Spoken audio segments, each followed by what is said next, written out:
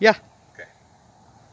All right, so I'm going to talk about the knee drop and how that relates to one of the biggest motors of speed and power in the throw.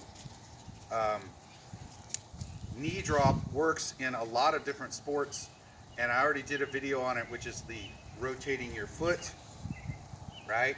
But actually, as I've come to understand knee drop, it's not just simply rotating your foot, it's actually this knee dropping forward in front of the other knee. So that's the same thing you see in ball golf. This knee comes in front of that knee, and you end up kind of sideways to the ball. But when you're doing a long throw, you'll see guys like Seppo who have this all this speed built up, and they can get really wide, like their last step, because they have all this forward momentum. You can't do it just standing still. A standstill, your feet are going to be relatively close together. But if you have all this forward momentum, this foot hits the ground. After you post up, you go fall to this foot. This knee goes all the way forward, and it's rotating and dropping and going up to the front knee. Well, that's the kick down and forward, and that takes your left hip with it, which takes your left shoulder with it.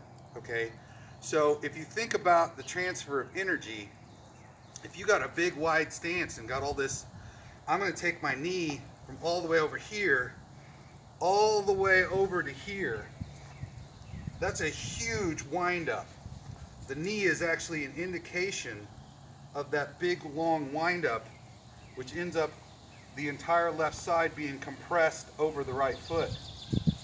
So it goes from here, the entire left side moves up and is opening, and that knee is dropping. And that, if you watch good players, the knee drop is really an indication of when you go from being a bad player to a good player. And guys who can really crush always seem to have that massive drop.